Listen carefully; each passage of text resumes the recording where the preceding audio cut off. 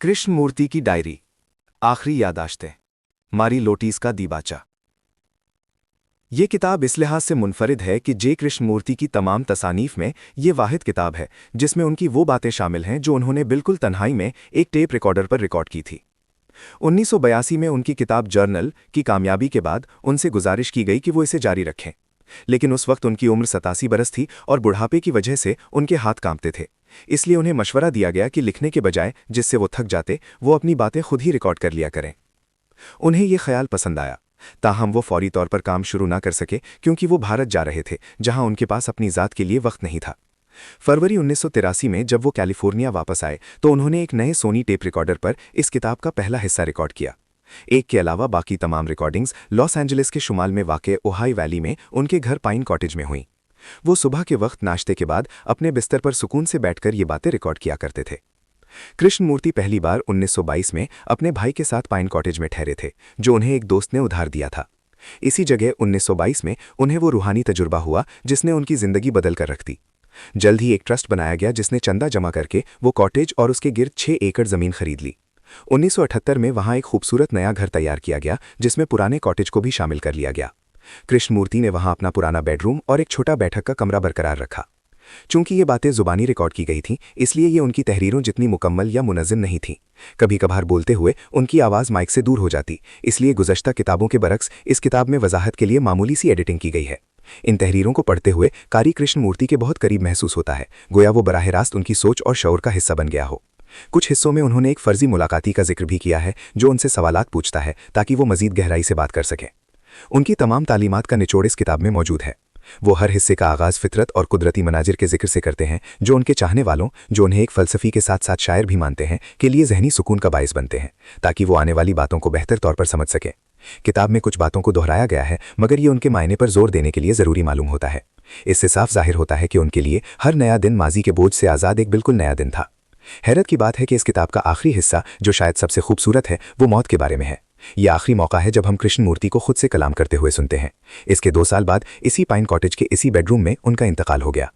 कृष्ण मूर्ति की diary. ब्रुकवुड park, जुमा 25 फरवरी 1983। दरिया के किनारे एक दरख्त है जिसे हम कई हफ्तों से रोजाना उस वक्त देख रहे हैं जब सूरज तुलू होने वाला होता है। जैसे ही सूरज उफुक और दरख्तों के पीछे से आहिस्ता आहिस्ता उभरता है, ये खास दरख्त अचानक सुनहरा हो जाता है। इसके तमाम पत्ते जिंदगी की चमक से भर जाते हैं। जैसे जैसे घंटे गुजरते हैं और आप इसे देखते हैं, तो इस दरख्त, जिसका नाम अहम नहीं बल्कि इसका हुस्न अहम है, से एक गैर मामूली कैफियत पूरे मैदान और दरिया पर फैलती महसूस होती है। जैसे ही सूरज थोड़ा मजीद बुलंद होता है, पत्ते लहराने और रक्स करने लगते हैं। हर गुजरता घंटा इस दरख्त को एक नई कैफियत बख्शता है। सूरज निकलने से पहले इस पर एक संजीदगी और खामोशी तारी होती है, जैसे वो कहीं दूर अपनी ही शानो शौकत में मगन हो। दिन शुरू होते ही रोशनी में नहाए पत्ते रक्स करते हैं, जिससे देखने वाले को एक खास खूबसूरती का एहसास होता है। दोपहर तक इसका साया गहरा हो जाता है और आप वहां सूरज से बचकर बैठ सकते हैं। वहां बैठकर आप कभी तन्हाई महसूस नहीं करते, क्योंकि वो दरख्त आपका साथी बन जाता है। वहां बैठकर आपको एक गहरी और दायमी हिफाजत का एहसास और वो आज़ादी मिलती है जो सिर्फ दरख्तों का नसीबा है। शाम के वक्त जब ढलता सूरज मगरिबी आसमान को रोशन कर देता है, तो दरख्त आहिस्ता आहिस्ता दोबारा खामोश और तारीक होने लगता है, जैसे वो अपने अंदर सिमट रहा हो। आसमान सुर्ख, जर्द और सब्ज रंग बदलता रहता है, मगर दरख्त पुरसुकून रहता है और रात के लिए आराम करने लगता है। अगर आप इस दरख्त के साथ एक ताल्लुक़ कायम कर लें तो आपका पूरी इंसानियत के साथ रिश्ता जुड़ जाएगा। फिर आप इस दरख्त और दुनिया के तमाम दरख्तों के जिम्मेदार बन जाते हैं। लेकिन अगर आपका ज़मीन पर मौजूद जानदार चीज़ों से कोई रिश्ता नहीं, तो हो सकता है कि आप इंसानों के साथ अपना ताल्लुक़ भी खो दें। हम कभी दरख्त की हकीकत को गहराई से नहीं देखते।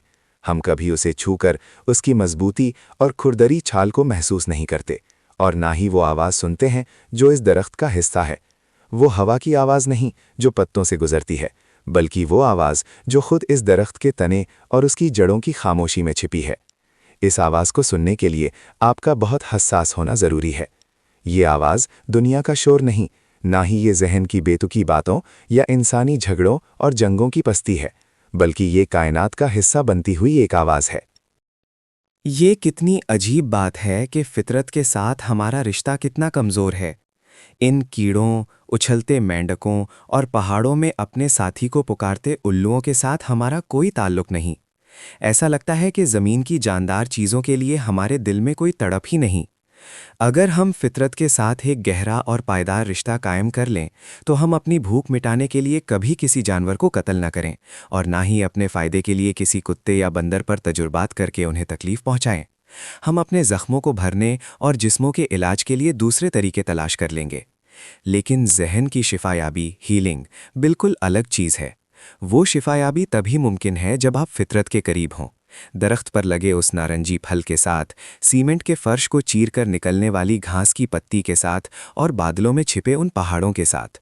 ये कोई जज्बाती या ख्याली बात नहीं, बल्कि ज़मीन पर रहने वाली हर जानदार चीज़ के साथ रिश्ते की एक हकीकत है। इंसान लाखों वेल मछलियाँ मार चुका है और अब भी मार रहा है। उनसे हमें जो कुछ मिलता है वो दूसरे तरीकों से भी हासिल किया जा सकता है। मगर ऐसा लगता है कि इंसान को चीज़ें मारने में मज़ा आता है, चाहे वो दौड़ता हुआ हिरन हो, खूबसूरत गज़ाल हो या अजीम हाथी। हम एक दूसरे को मारना भी पसंद करते हैं। इंसानी तारीख में एक दूसरे का कत्ल कभी नहीं रुका। अगर हम फितरत के साथ इन दरख्तों, झाड़ियों, फूलों, घास और तेज़ी से गुजरते बादलों के साथ एक गहरा और दायमी रिश्ता कायम कर लें, जो कि हमें करना ही चाहिए, तो फिर हम किसी भी मकसद के लिए कभी किसी दूसरे इंसान का खून नहीं बहाएंगे। मुनज़्ज़म तरीके से कत्ल करने का नाम ही जंग है। हम किसी ख़ास जंग या एटमी जंग के ख़िलाफ़ तो मुज़ाहरे करते हैं, लेकिन हमने कभी मजमूई तौर पर जंग के ख़िलाफ़ एहतजाज नहीं किया। हमने कभी ये नहीं कहा कि किसी दूसरे इंसान को कत्ल करना ज़मीन पर सबसे बड़ा गुनाह है।